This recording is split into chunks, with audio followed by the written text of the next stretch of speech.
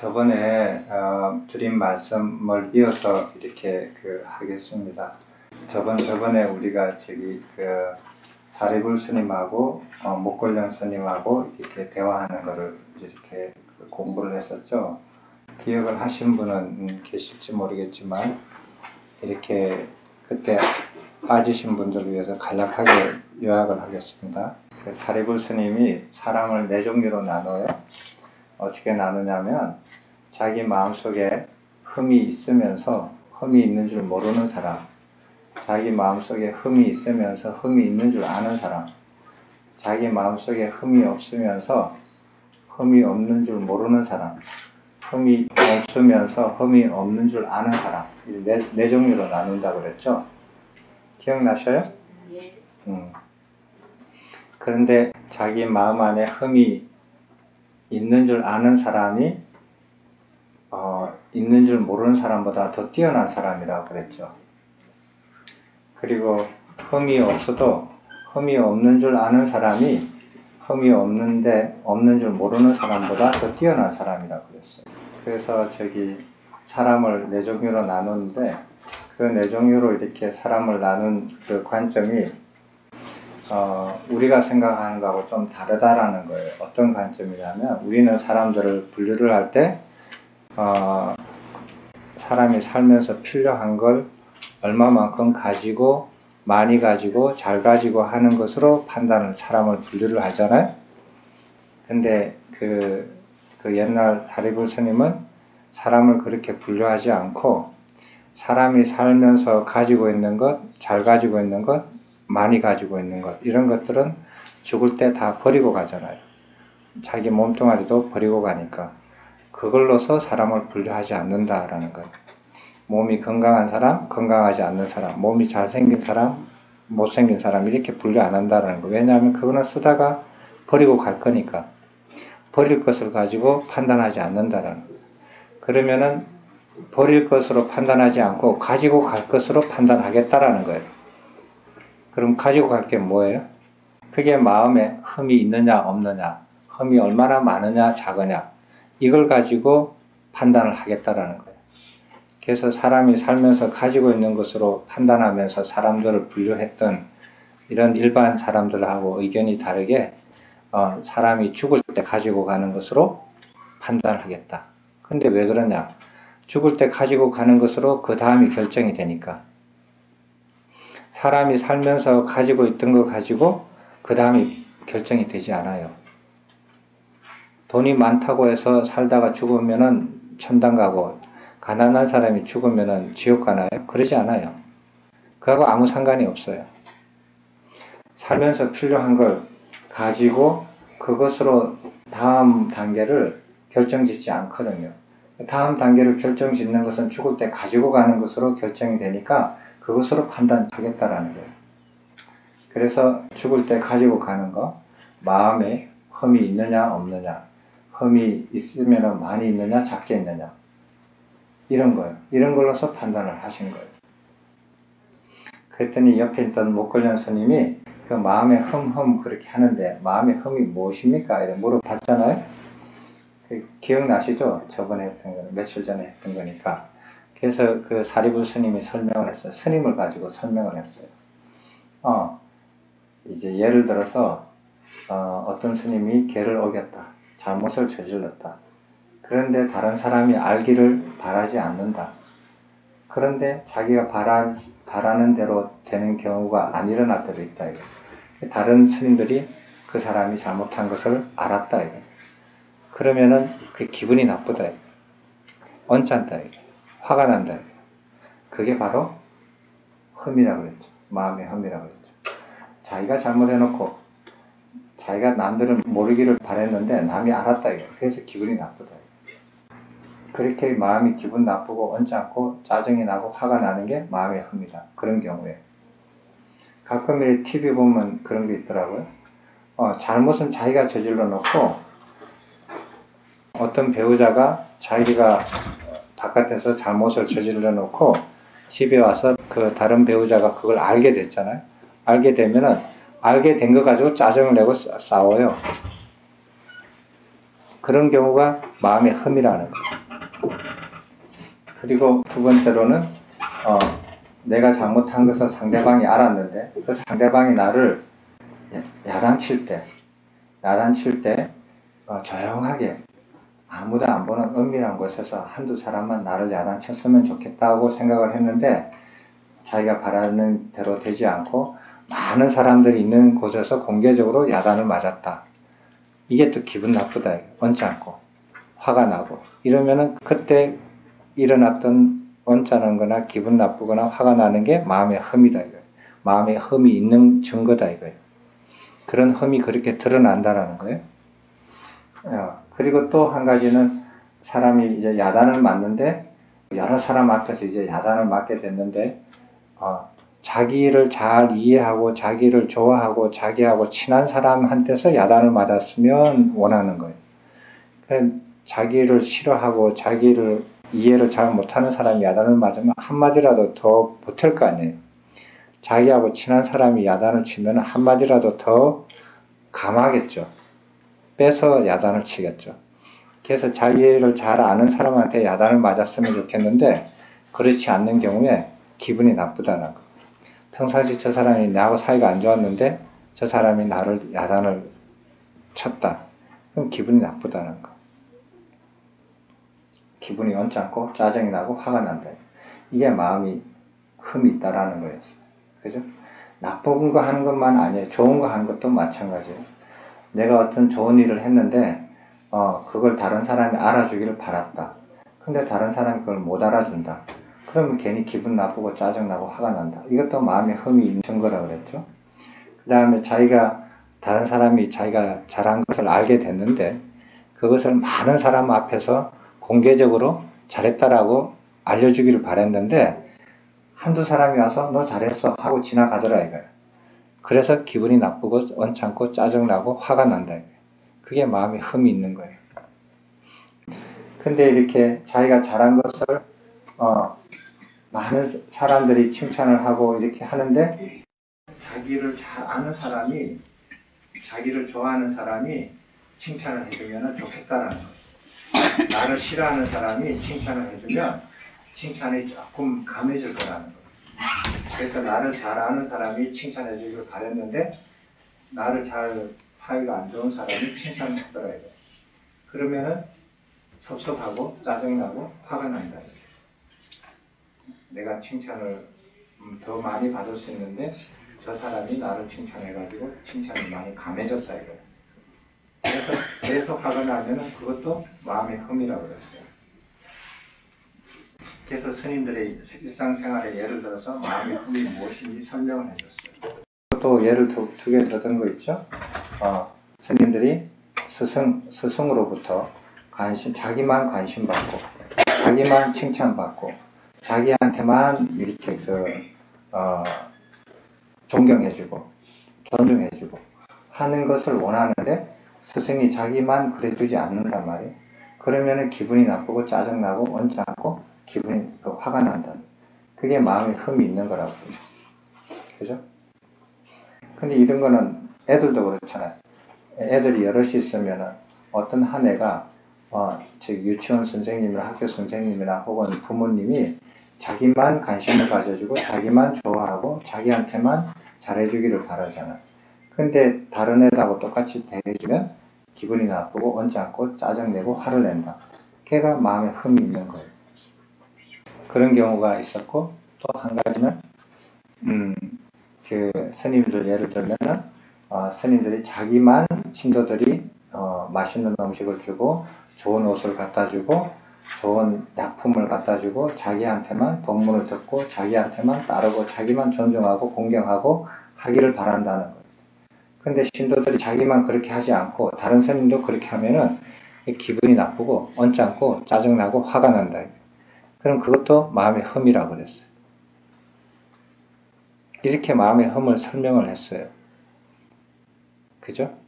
자, 그러면 우리가 여기서 조금 더 나아가서 우리가 마음의 흠이 생기는 게 어떤 행동을 하면은 마음의 흠이 생기고 어떤 행동을 하면 마음의 흠이 안 생기고 하는 것을 좀 알아야 될 것 같아요.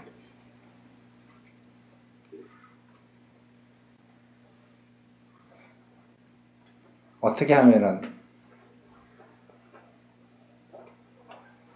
마음에 흠이 생기고 어떻게 하면 마음에 흠이 안 생기겠어요?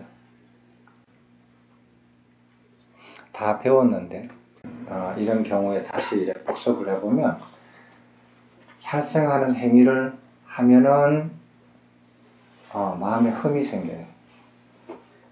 흠이 크게 생겨요. 살생하는 행위를 여의면 멀리 벗어나면 마음에 흠이 안 생겨요. 됐죠? 그 다음에 남이 준 것을 훔치지 않으면 마음에 흠이 안 생기고 남이 주지 않는 것을 훔치면 마음에 흠이 생겨요. 비록 그 훔친 것으로 자기는 많은 것을 가지고 편안하게 살고 좋게 잘 가지고 할 수 있지만 그렇지 않아요. 마음의 흠은 그렇게 생겼어요. 겉으로 보기에는 안 그렇지만 잘 사는 것 같지만 그 다음에 순결하지 않는 행위를 하면은 마음에 흠이 생겨요. 순결한 행위를 하면 마음에 흠이 안 생겨요. 그런 건 다 이해하시죠? 그 다음에 거짓말을 하면 마음에 흠이 생겨요. 거짓말을 하지 않으면 마음에 흠이 생기지 않아요. 그리고 이간질하는 말을 하면 질투하고 이간질하고 사람들 사이를 나쁘게 하는 말을 하면 그러면 마음에 흠이 생기고 이간질로서 자기가 아무리 큰 이익을 얻고 뭐 이렇게 정적을 죽이고 자기가 권력을 차지한다 할지라도 마음으로는 흠이 생겨요. 이간질하는 말을 하면은 흠이 생기고 이간질하는 행위를 버리면 마음에 흠이 생기지 않아요. 그 다음에 나쁜 말을 하면 마음에 흠이 생기고 나쁜 말을 하지 않으면 마음에 흠이 생기지 않아요. 자기가 나쁜 말로 막 해서 자기 감정을 다 쏟아붓고 속이 후련해서 자기는 좋아진다고 생각할지 몰라도 마음에서는 흠이 생기고 나쁜 말을 해서 나쁜 말을 하지 않으면 자기한테 흠이 생기지 않아요. 나쁜 말을 해서 상대방이 기분 나쁘니까 나쁜 말 하지 말라는 거 아니에요. 나쁜 말을 자기가 하면은 자기 마음에 흠이 생겨요. 이게 보석과 같은데 뭐 이렇게 흠이 생겼다 그러잖아요. 뭐 다이아몬드에 이렇게 흠이 갔다고 그러잖아요. 옥에 금이 갔다고 하듯이 그렇게 흠이 생긴다. 그리고 잡담하는 거. 여기저기 쓸데없는 잡담하고 이렇게 우스갯소리하고 이렇게 시간 보내는 잡담하는 이런 말들을 하면은 마음에 흠이 생겨요. 그리고 잡담하지 않으면 마음에 흠이 생기지 않아요. 이걸 우리가 이제 배웠을 거예요. 그래서 마음에 흠이 생기지 않게 하는 행위를 선법이라 그러고 마음에 흠이 생기는 것을 이 7가지를 불선법, 훌륭하지 않는 가르침, 훌륭하지 않는 행위라는 거예요. 그렇게 해서 나누는 거예요. 분명하게. 이거는 여러분들이 이때까지 다 배워와서 다 아시고 들으면 금방 아실 거예요. 누구든지. 근데 이 7가지를 사람들은 쉽게 생각해요. 나열을 했다라고 생각을 해요. 7가지를 개수를 채워서 나열했다라고 생각을 하시는 분들이 혹시 계실지 몰라요. 그러나 이건 나열한 게 아니에요. 그런 행위들을 강한 것부터 약한 것까지 단계별로 이렇게 연결을 한 거예요. 예를 들어서 한번 제가 설명을 해볼까요? 자, 잡담하지 말라, 잡담한다 라는 견해로 보면, 그죠? 그 견해로 보면은 나쁜 말은 잡담이에요, 잡담 아니에요? 잡담에 속하죠? 잡담이 그냥 우스갯소리로 그냥 서박 이렇게 말하는 게 아니라 나쁜 말 하는 것도 잡담에 속해요. 그죠? 잡담의 관점에서 보면. 그러면은 이간질 하는 말, 이것도 잡담이에요? 잡담이 아니에요. 그것도 불필요한 말이니까 잡담이죠. 그러면은 거짓말 하는 것은 잡담이에요? 잡담 아니에요? 잡담이죠. 그러니까 거짓말 안 하고 거짓말, 이간질하는 말, 나쁜 말 이게 전부 다 잡담에 해당이 돼요. 그래서 거짓말은 하는데 잡담은 안 한다. 이런 거는 맞지가 않아요. 그런 일은 일어나지가 않아요. 그래서 잡담을 안 하는 사람이 되려면 거짓말을 반드시 안 해야 돼요. 그리고 이간질하는 말을 반드시 안 해야 되고, 그 다음에 나쁜 말을 반드시 안 해야만이 비로소 잡담을 안 할 수 있는 사람이 되어져요. 가능성이 있어요. 거짓말하는 입장에서 보면 잡담이 거짓말이에요? 거짓말 아니에요? 예? 거짓말하는 입장에서 보면 잡담이 거짓말이에요? 거짓말 아니에요? 예? 어떻다고요? 그쪽에서 보면 아니에요. 거짓말일 수도 있고 거짓말 아닐 수도 있어요. 잡담하는 게. 그래서 잡담의 입장에서 보면 거짓말은 반드시 잡담이 되지만, 거짓말하는 입장에서 보면 잡담은 거짓말이 될 수도 있고 거짓말이 아니 될 수도 있어요. 그렇죠? 그래서 거짓말하는 사람이 훨씬 나쁘다라는 거예요. 그래서 거짓말하고, 그 다음에 이간질 할 때 거짓말 안 하고 이간질 할 수 있어요? 이간질 안 하고도 할 수 있어요. 그래서 거짓말 하지 않고 거짓말을 전혀 안 하는 사람이 비로소 이간질 안 할 수가 있어요. 자격이 되어져요. 그리고 이간질 안 하는 사람이 비로소 나쁜 말을 안 할 수가 있어요. 그리고 나쁜 말을 안 하는 사람은 비로소 자격이, 잡담 안 하는 사람이 자격이 갖추어져요. 자, 거짓말 하죠. 애들이, 이렇게 어린애들이, 초등학생이나 유치원생이나 혹은 중학생들이 거짓말을 해요. 부모님한테 거짓말하고 선생님한테 거짓말을 하거든요. 그럴 때는 어떨 때 거짓말을 해요? 누구나가 어떤 애든지 간에 반드시 거짓말을 해요. 어느 때 거짓말을 해요? 애들이. 착한 애들이든 우등생이든 상관없이 반드시 거짓말할 때가 있어요. 그럴 때가 언제예요? 기억 안 나요?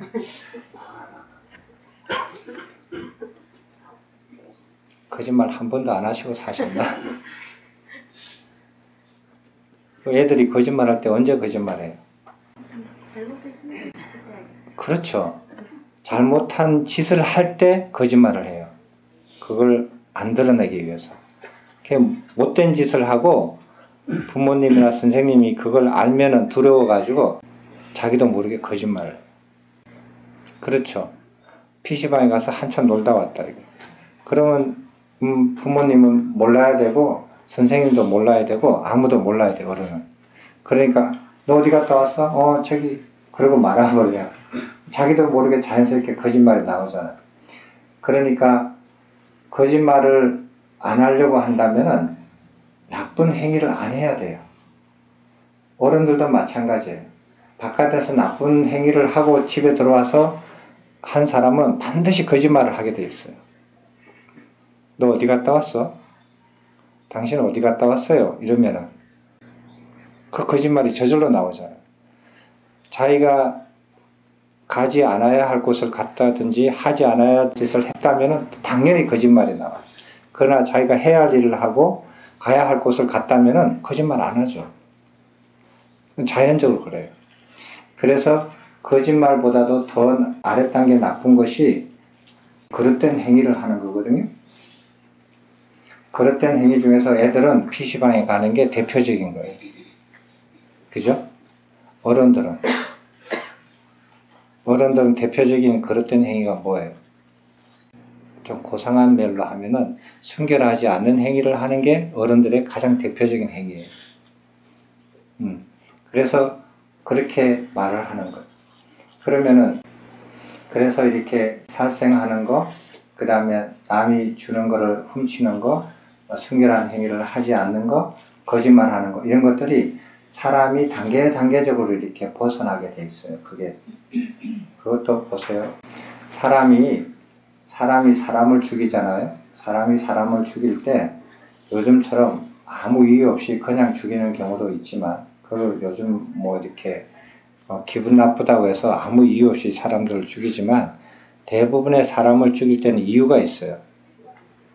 옛날부터 지금까지 대부분의 경우. 무엇 때문에 사람을 죽여요? 원한이 있어서 죽일 수도 있고, 그 다음에 대부분의 경우는 그 사람이 가지고 있는 것을 뺏기 위해서예요. 그 사람이 가지고 있는 권력을 뺏기 위해서 죽이든지, 그 사람이 가지고 있는 것을 뺏기 위해서 사람을 죽여요. 그러니까 남이 주지 않는 것을 뺏는 거잖아요. 그 방법 중에서 가장 나쁜 것이 살생으로 하는 거예요. 그래서 살생하지 말라고 하는 거예요. 살생을 하면서 남이 주지 않는 것을 뺏지 않는 사람은 없어요. 그래서 살생하지 말라 그러고 살생을 안 하게 되면은 그 다음에 남이 주지 않는 것을 뺏지 않는 가능성이 있어요. 그래도 사람을 안 죽이고도 남이 주지 않는 것을 뺐잖아요. 여러 가지 방법으로. 그래서 남이 주지 않는 것을, 남이 가진 것을 뺏지 않는 사람은 비로소 나쁜 행위를 하지 않은, 그릇된 행위를 하지 않는 사람이 될 수가 있어요. 그릇된 행위를 하지 않는 사람은 비로소, 그때 가서 비로소 거짓말을 하지 않을 수 있는 사람이 돼요. 거짓말을 하지 않는 사람이 비로소 되면 거짓말을 하지 않는 사람이 되면 비로소 사람들을 이간질하지 않아요. 거짓말하는 사람은 반드시 사람들을 이간질하게 돼 있어요. 자기가 원하든 원하지 않든. 왜? 거짓을 말하니까. 이간질하지 않는 사람은 비로소 나쁜 말을 하지 않는 사람이 될 수 있어요. 저 사람은 입에 욕설을 한 번도 안 하는데 어떻게 해서 저 사람이 나쁜 말을 하지 않는 사람이라고 할 수 있느냐? 남한테 이간질하는 말과 행동을 하는 게 나쁜 말 하는 것보다 더 나쁘죠. 그래서 이간질하는 말을 하지 않는 사람이 되어야 비로소 나쁜 말을 하지 않는 사람이 될 수 있는 자격이 주어져요. 나쁜 말을 하지 않을 때 비로소 잡담을 하지 않는 사람이 될 수 있어요. 그래서 이 7가지가 그냥 쭉 늘어나서 그냥 이런 거 안 하는 거구나, 그냥 그런 거 아니에요. 이거 하려면 차근차근하게 처음부터 해나가야 돼요. 그래서 이런 7가지를 잘 지키면 마음에 흠이 안 생기고, 이것을 자기가 몰래 지키며 이렇게 하면은 다른 사람이 알든 모르든 이건 상관이 없어요. 자기가 하면 자기 마음에 흠이 가요. 그래서 흠이 많고 흠이 많이 생기고 흠이 있는 상태로 죽으면 어떻게 된다? 물이 이렇게 수증기로 돼서 하늘을 떠다니잖아요. 하늘을 떠다니다가 가벼우면 그대로 구름처럼 떠 있다가 그 다음에 이렇게 에너지를 뺏겨가지고 얼음이 되면은, 얼어버리면은 눈이 돼서 떨어지잖아요. 그죠? 그래서 공기보다 가벼우면 구름처럼 떠다니다가 그게 무거워지면 그러면 눈으로 내려요. 원래 똑같은 것들이었어요. 그것처럼 마음에 흠이 많이 생겨서 마음이 무거워지면 눈처럼 떨어져요. 그러나 마음에 흠이 적거나 없으면 마음이 가벼워져서 죽을 때 이게 스스로 이렇게 하늘에 떠 있어요. 올라가요. 누가 이렇게 저승사자가 와서 데리고 가고 일로 끌고 가고 절로 끌고 가고 그러지 않아요. 자기 마음의 무게에 따라서 흠이 얼마나 많으냐 적으냐에 따라서 그 사람의 다음이 결정이 돼요. 그 다음이. 근데 사람이 생각해 보면 참 어리석은 게 자기가 버릴 걸 가지고 쓰다가 버릴 걸 가지고 그것 때문에 자기가 영원히 가지고 갈 것을 거르치게 만드는 사람이 참 어리석죠. 안 그래요? 내가 이거 쓰다가 버리고 갈 건데 이것 때문에 내가 영원히 영생을 입는 잘못을 저지르면 그건 참 어리석잖아요. 안 그래요? 이 몸도 버리고 갈 건데, 몸도 버리고 가면은 다른 건 다 말할 필요가 없잖아요.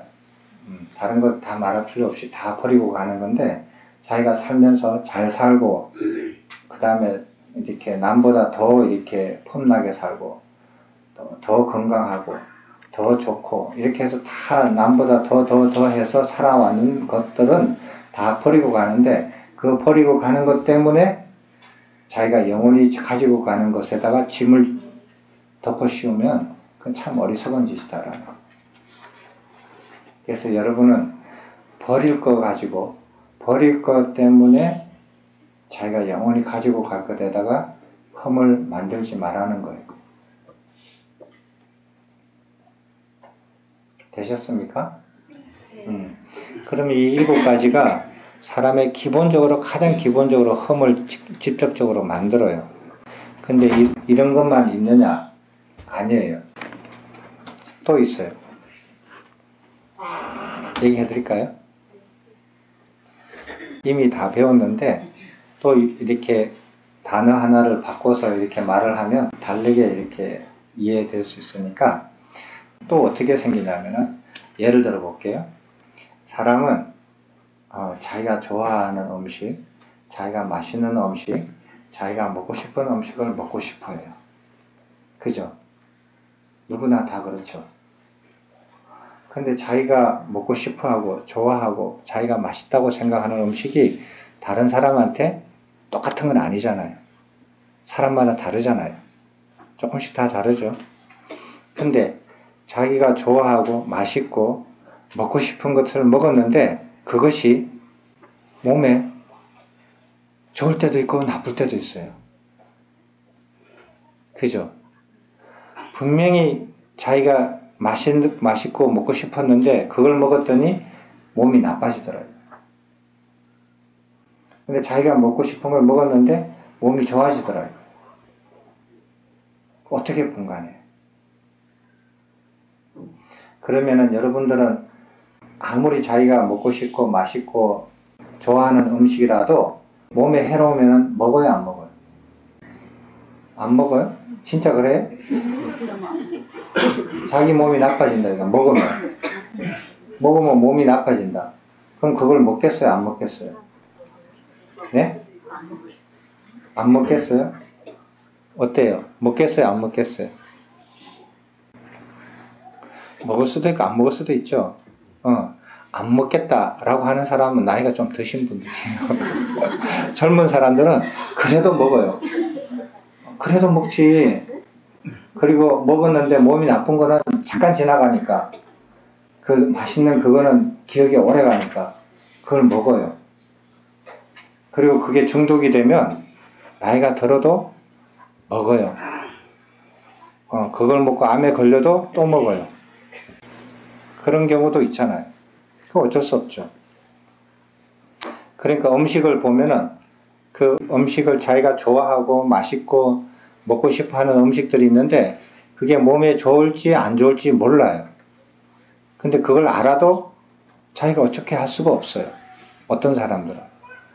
근데 이제 그런 것들을 몸에 나쁘다라는 것을 자기 몸으로 아주 이렇게 느낌이 굉장히 강하게 오는 사람들이 있어요. 조금만 먹으니까 진짜 몸이 안 좋다. 그런 사람은 탁 끊어버려요. 왜? 좋아하는 음식이지만 몸이 너무 나빠지니까 몸에서 오는 괴로움이 더 크니까 목구멍에 넘어갈 때의 즐거움보다 몸에서 오는 괴로움이 더 크니까 이제는 싫어지는 거예요. 싫어져서 안 먹어요. 중독이 안 됐다면. 중독이 된 사람도 그게 진짜 그거 한 번만 더 먹으면 내가 죽겠구나. 죽음을 무릅쓰고 이걸 먹어야겠다 하는 사람은 별로 없어요. 그래서 이렇게 마약 중독하시는 분들은 자기 힘으로 이렇게 할 수 없는 사람들도 있고 그런 사람들도 있지만 알코올 중독자 돼가지고 돌아가실 때 만나서 얘기해 보면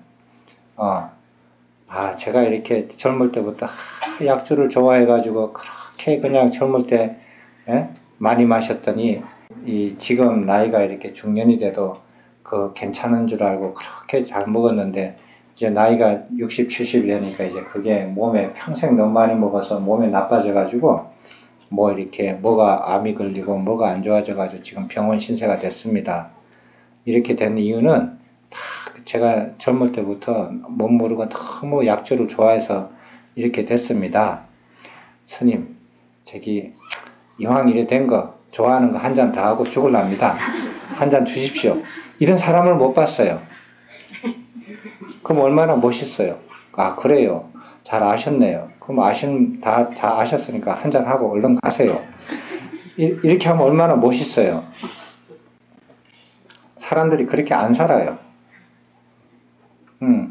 그렇게 평생 이렇게 술 마셔가지고 자기가 죽을 지경에 이제 입원해가지고 의사가 뭐 너 한 잔만 더 마시면은 방법이 없다. 술은 당신한테 독약이 되고 막바로 목숨이 죽는다. 끊어진다. 라고 하면은 뭐라 그런지 알아요?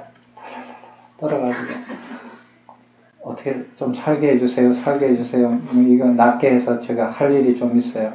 막 이래요. 자기가 그렇게 좋아해서 먹어놓아서 그렇게 대놓고 사람들은 그때 후회를 하거든요. 그러니까 이렇게 음식을 먹어도 자기가 좋아하고 먹고 싶고 맛있어 하는 것이라도 몸에 좋을 수도 있고 나쁠 수도 있어요. 그걸 잘 아셔야 돼요. 자, 이걸 왜 이렇게 얘기를 하냐면 음식으로 비유를 하니까 사람들이 이해가 쉽잖아요.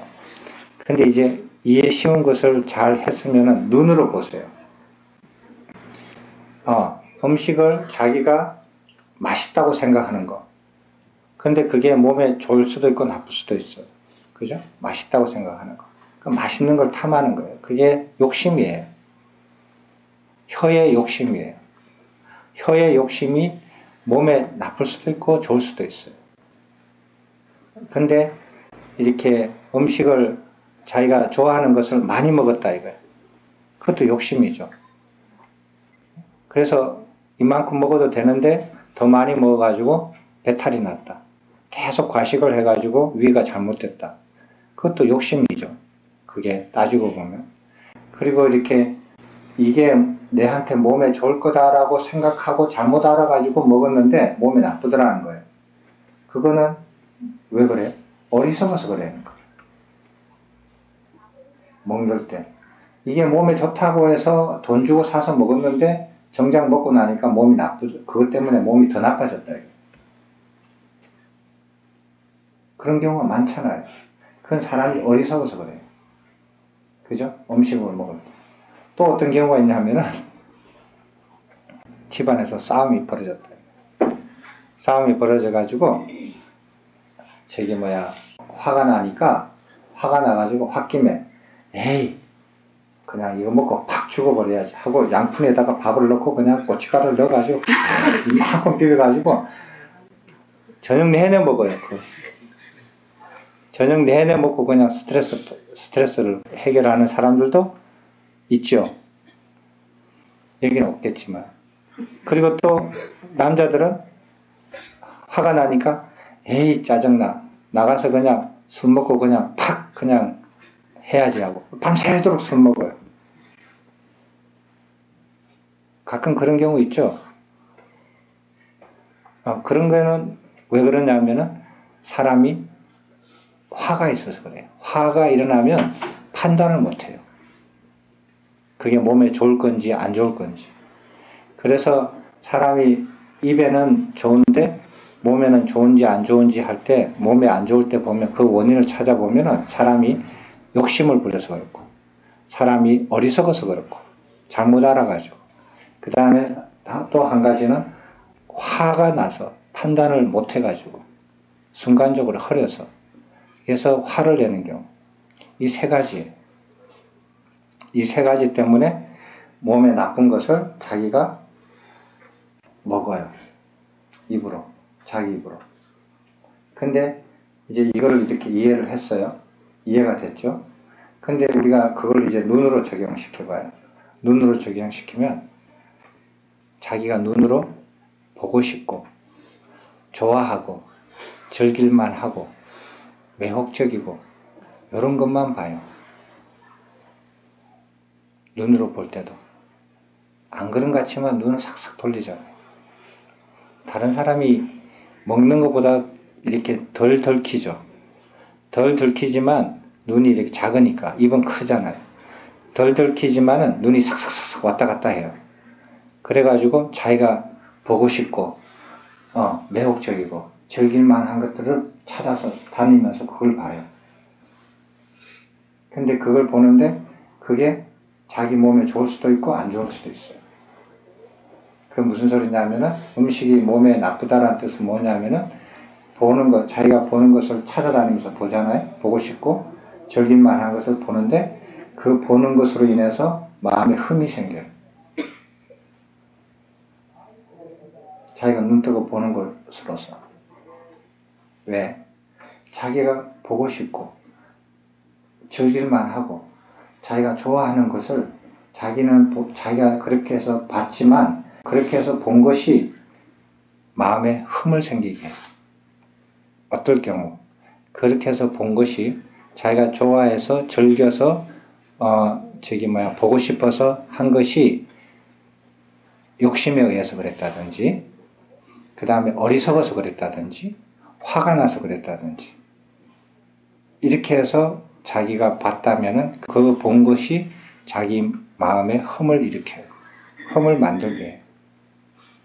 그러면 똑같은 눈으로 봐도 욕심을 부리지 않고 화로서 보지 않고 어리석어서 잘못 보지 않고 바로 보면은 마음에 흠이 안 생겨요.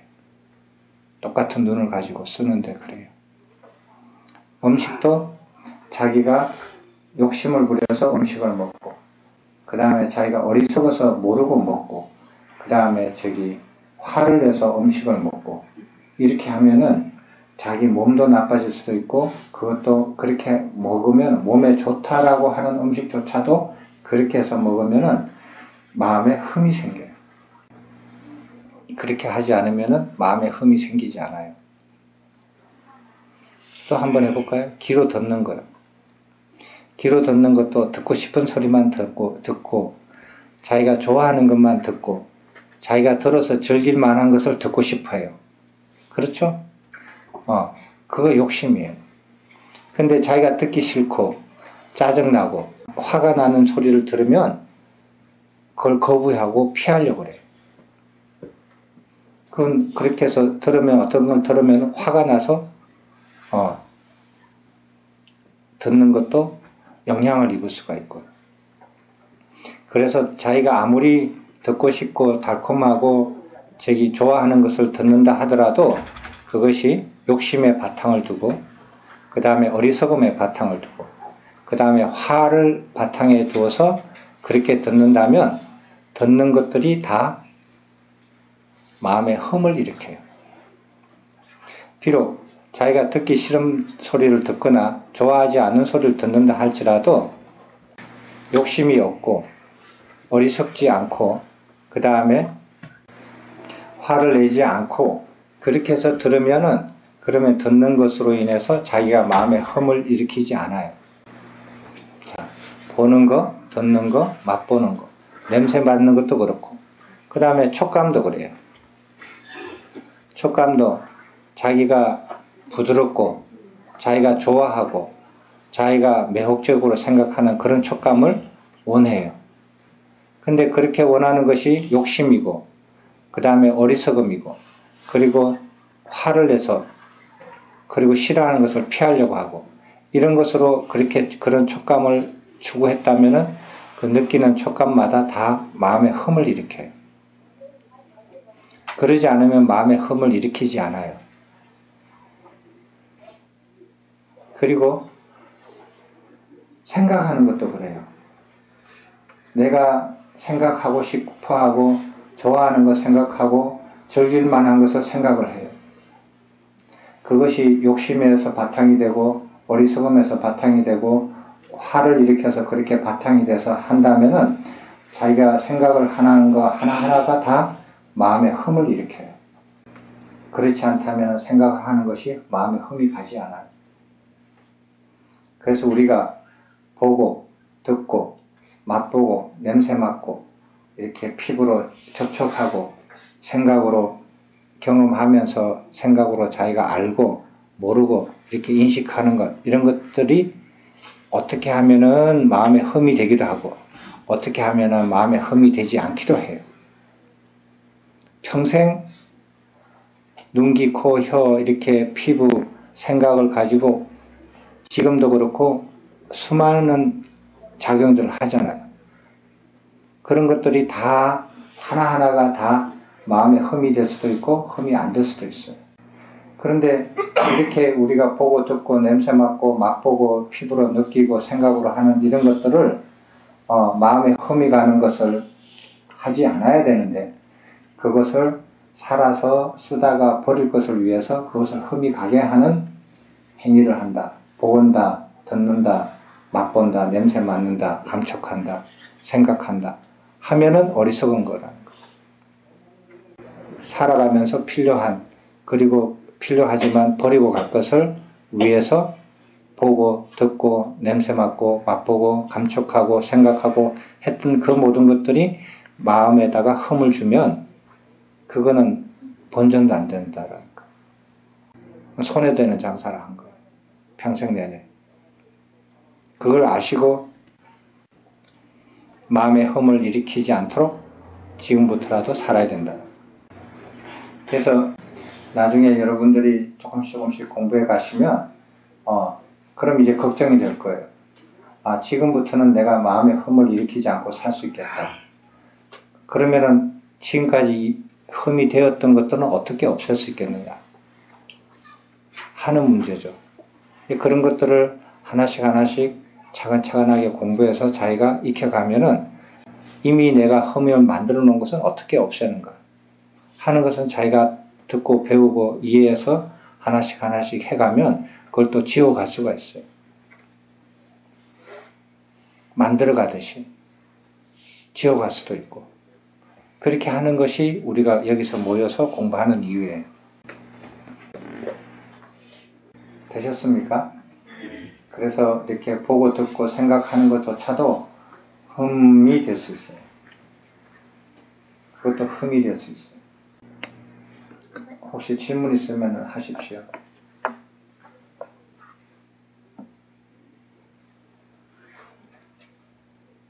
저번에 얘기했지만 생활 속에서 이렇게 자기가 원하는 대로 안 된다고 해서 짜증나고 기분 나쁘고 화가 나는 거 그런 걸 다 흠이라고 그랬잖아요. 그래서 그런 걸 상대가 보거나 이렇게 내가 하거나 하면은 이렇게 하라 그랬죠.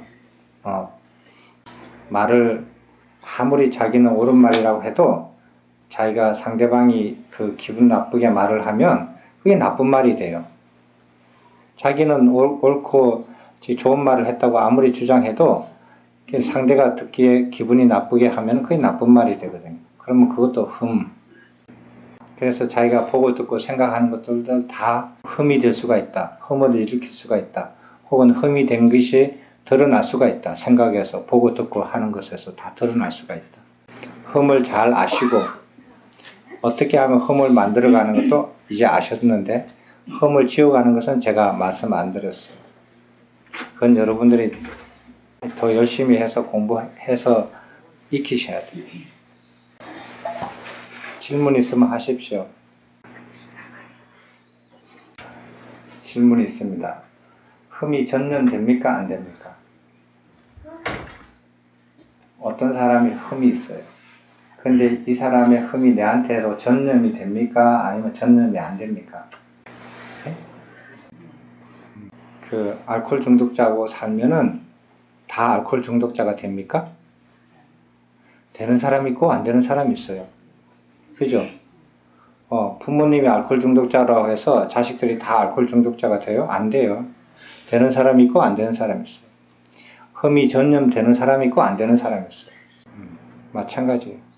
그럼 어떤 부모가 알코올 중독자다. 그럼 자식이 어떤 사람은 알코올 중독자가 되고 부모처럼 어떤 자식은 부모처럼 알코올 중독자가 안 되느냐 이거예요. 그거는 어떻게 돼서 그렇게 되느냐. 알코올 중독되면은 그 나쁜 것을 정확하게 보고 안 애들은 안 돼요. 알코올 중독이 되면 이렇게 나쁘구나. 본인한테도 나쁘고 주변 가족에도 나쁘고 자식한테도 나쁘구나. 자식이 보면서 겪으면서 그걸 알았어. 그걸 진짜 제대로 알았으면은 걔는 아무리 술을 입에다 퍼줘도 아마 본인 스스로가 거부할 거예요. 근데 그것을 정확하게 자기가 알지 못했다. 깊이 알지 못했다. 하면은 체질이 그런가 보다 하고 따라갈 수도 있죠. 그게 마찬가지예요. 우리가 흠을 정확하게 알면은 정확하게 자기가 이해를 했으면 옆에 사람이 흠을 일으키더라도 그게 내 흠으로 전념이 안 돼요. 근데 자기가 그걸 이해를 못했으면 그러면 전념이 돼요. 전념이 될 수도 있어요. 사기꾼하고 계속 이렇게 평생을 살다 보면 그 사람도 반사기꾼이 돼요. 어떤 경우에 그런 경우 있죠. 아 진짜요? 그래요. 만약에 이렇게 가족 중에 한 사람이 진짜 뛰어난 사기꾼이다. 그러면은 그 사람은 가족들도 사기를 쳐요. 그래가지고 그 가족도 자기가 사기치는지를 모르고 당연히 그냥 그렇게 막 그냥 자연적으로 그냥 그렇게 물이 드는 수가 있어요. 그 폐해, 그것의 잘못된 것들을 자기가 정확하게 이해를 하지 못하고 체득을 하지 못했으면 자기도 물들 수가 있어요. 그래서 더 잘 아셔야 돼요. 바르게 아시고 바르게 이해를 하셔야 돼요.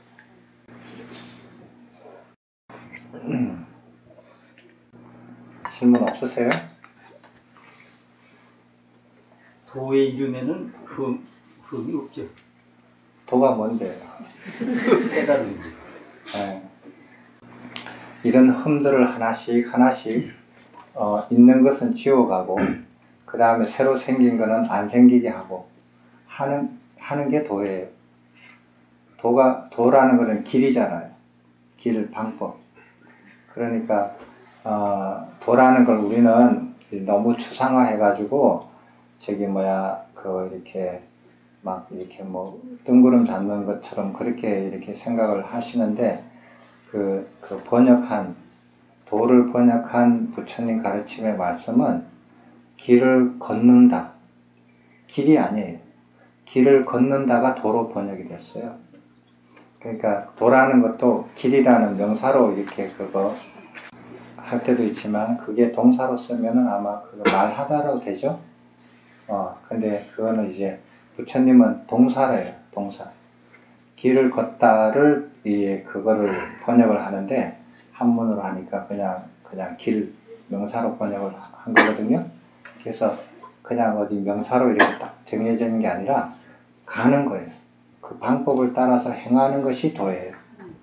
그래서 흠을 지워가고 있는 것은 지워가고 그 다음에 흠이 생기는 것은 이렇게 피해가고 그게 계속 노력하는 것이 도예요. 이게 조금 알듯합니다.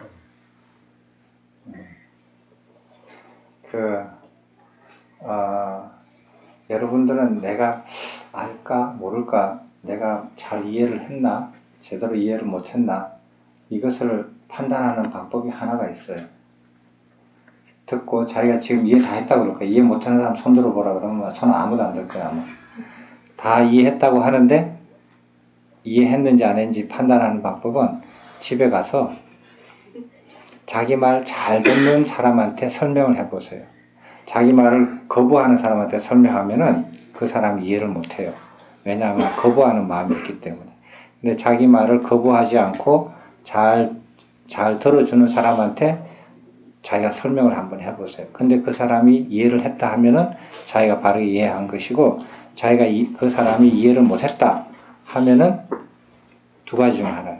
자기가 이해를 못했거나 그 사람이 듣는 중간에 거부하는 마음이 생겼거나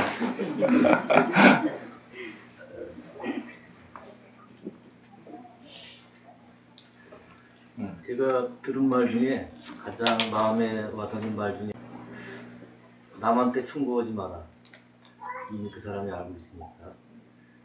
그 얘기를 항상 제가 마음에 새기고 있었는데 지금 스님 말씀이 내가 아무리 좋은 말을 해도 상대방이 그렇게 안 느끼면 이게 흠이다 이렇게 말씀하셨는데 그 사회생활을 하면서 이제 만나는 사람한테 그게 통하는 것 같은데 예.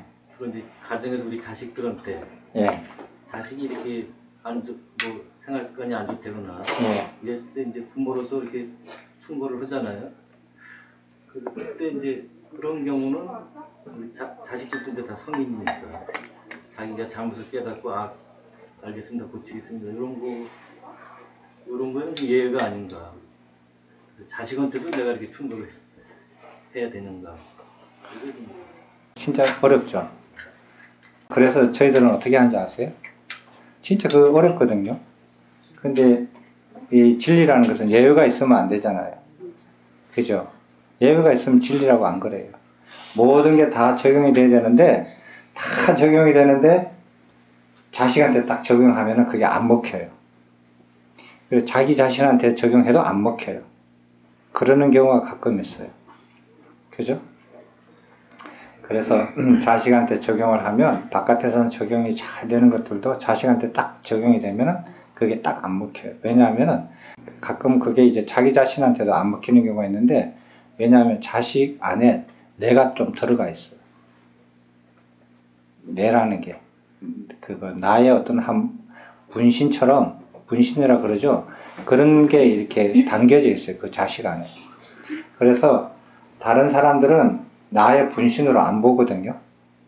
다른 사람으로 봐요. 근데 자식은 다른 사람으로 안 보고 자기의 일부가 들어가 있는 것으로 사람이 심정적으로 그렇게 대해지게 되거든요. 그래서 그런 것들이 잘 안 먹혀요. 그래서 우리들은 아예 가식을 안 넣고 살아요.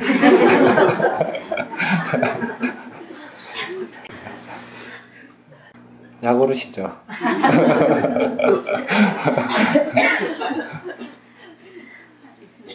그럼 그 분신이라는 그 부분을 내가 빼야 된다는 의미야, 수행을. 그러니까 자기가 있으면 자기 분신이 있잖아요. 부부관계도 자기 분신처럼 느껴지잖아요. 그죠? 그것 때문에 지금 안 먹히는 거거든요. 그러니까 그거를 이렇게 하려면 분신을 없애려고 하지 말고 자기를 없애야 돼요. 그죠? 자기를. 자기가 없어져야 되거든요. 조금 더 많이 공부를 좀 하셔야 돼요. 근데 그거 우리가 이렇게 사람들이 얘기하는 거를 저 사람은 사람들이 생각하고 사람들이 말하는 것을 이해도 못하고 자기 마음대로만 생각하나? 이렇게 생각하지 마세요. 저도 다른 사람들이 쓰는 언어도 다 이해를 하고 다른 사람이 생각하고 사는 것도 다 이해가 돼요. 그러면은 사람들은 다 나가 있다라는 거예요. 그러면은 점심 드셨습니까? 점심 먹었죠. 점심 먹었으니까 그럼 누가 먹었습니까? 내가 먹었죠. 점심 먹은 나가 있는 거예요. 젊은 나가 있고, 젊다가 늙어가는 나가 있고, 그다음 몸이 아프면 몸이 아픈 나가 있고, 그리고 나중에 죽게 되면은 이렇게 살다가 죽는 나가 있어요. 사람들이. 그런 나가 있는데도 불구하고 그럼 스님은 거기 앉아서 얘기하는 사람은 누굽니까? 그 스님 아닙니까? 지는 자기면서 자기는 나라고 하느냐? 그렇게 생각할 수도 있죠. 사람이 이렇게 앉아서 있으면은 누가 앉아 있느냐? 내가 앉아 있죠. 당연히. 그런 나들이 없는 거 아니에요. 다 있어요. 다 있는데 그것을 조금 더 생각해 보면 그러면은 내가 나라고 생각하고 밥 먹고 지금 앉아 있고 생각하고 이런 나가 과연 무엇인가 한 번 더 생각을 해보면 진짜 이렇게 답하기가 쉽지가 않을 거예요. 없는 것도 아닌데 뭐 그게 뭐냐라고 있다라고 분명히 말하면서 있는 거 내놓으라 보라 그러면 그게 뭐라고 정확하게 얘기하기가 어려워요. 그런 부분들은 이제 자기가 내가 있다라는 것을 가정하고 그 가정으로 이런 저런 생각을 하는데 만약 그 가정이 잘못됐다면 그러면은 그 가정을 한번 되돌켜보지 않고 그 잘못된 가정을 바탕으로 해서 이런저런 말을 하면은 그건 의미가 없어요. 예를 들어서 아파트를 50층짜리를 짓는다 이거예요. 짓는데 깊은 곳에 있는 암석에다가 말뚝을 박아가지고 거기에다 기초를 끌어올려가지고 건물을 지어야 되는데 그렇지 않고 그거 밑에 암석에까지 박히지 않는 기둥을 세워가지고 건물을 지으면 그 공사를 아무리 열심히 일을 해도 높이 올라가면 높이 올라갈수록 문제가 커지죠. 심각해지죠. 다 짓기 전에 아마 무너질 거예요. 아마 그렇게 하면. 기초가 안 돼 있는 상태에서 건물을 지어가면은 높이 가면 높이 갈수록 문제가 심각해지는 것처럼 잘못된 가정을 바탕으로 해서 생각을 하는데 간단한 생각 한두 가지는 크게 문제가 안 되지만 그걸 가지고 생각을 깊이 계속 해가면은 문제가 심각한 문제들이 한두 개 가지고 나오는 게 아니에요.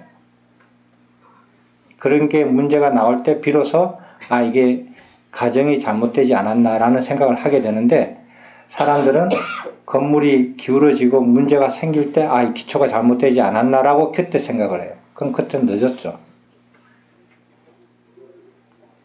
이미 때는 늦었죠. 건물 하나도 올리기 전에 기초를 점검하고 건물을 올려야만이 그 이후에 일어나는 모든 작업이 의미가 있는 거죠.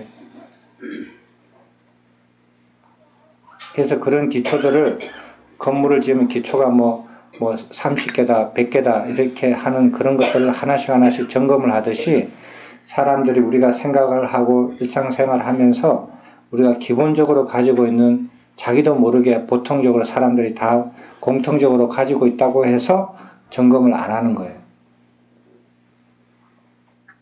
저 사람도 내처럼 같이 생각하고 같이 사는 것처럼 보이니까 깊이 생각을 안 하거든요. 기초 하나씩 그런 것들을 점검하셔야 될 필요가 있어요.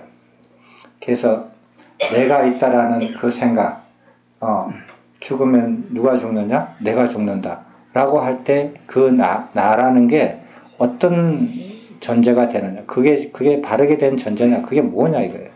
그런 것들을 하나씩 점검하셔야 돼요. 그리고 그렇게 점검하는데 내가 무슨 재주로 점검합니까? 아니 그냥 일일 하루 이렇게 벌어서 하루 품을 받아가지고 일당을 받아서 먹고 사는 근로자가 그 건설 현장에 가가지고 기초를 잘 됐느니 못 됐느니 말할 수 있어요? 그럼 못 하잖아요. 그걸 할 수 있는 사람이 해야 될 거 아니에요. 그리고 그걸 할 수 있는 사람이 해서 그냥 일을 하루하루 작고하는 사람들은 그 사람의 말을 듣고 작업을 해야 될 거 아니에요. 그거와 같이 이렇게 그 전제 조건이 되는 이런 생각들을 그럼 내가 무슨 재주로 이것을 점검합니까?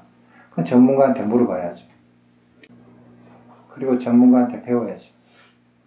그게 제일 많이 알려져 있는 훌륭한 전문가가 석가모니 부처님이셔요. 그분보다 더 이렇게 그런 기본적인 전제 조건을 파헤쳐 가지고 이렇게 설명해 주신 분이 이때까지 없어요. 그것도 옳게. 그래서 공부해야 된다라는 거. 그러지 않으면은 아무리 200층짜리를 건물을 짓더라도 기초가 잘못된 상태에서 공사하는 거하고 똑같아요. 그건 의미가 없어요.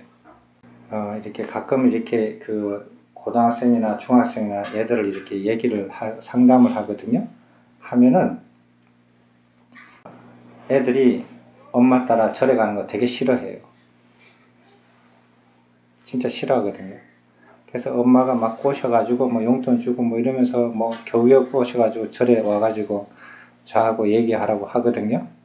근데 이제 얘기하고 나서 그 두 번째 오고 세 번째 오는 거는 애가 조금 이렇게 많이 부드러워져요. 자기 발로 올 때도 있어요. 그 왜 그러냐면요. 나는 걔를 내 분신으로 안 봐요. 내 분신으로 안 보니까 내 분신으로 보면은 어떻게 되냐면 내가 좋아하고 내가 원하는 게 있잖아요. 안 그래요? 내가 원하는 게 있고 내가 좋아하는 게 있고 내가 얘가 어떻게 됐으면 하는 게 바람이 있잖아요.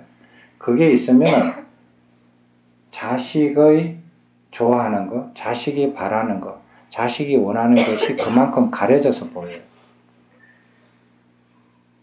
안 그렇겠어요? 자기께 투영이 되니까. 투영된 만큼 상대방 것이 정확하게 안 보여요.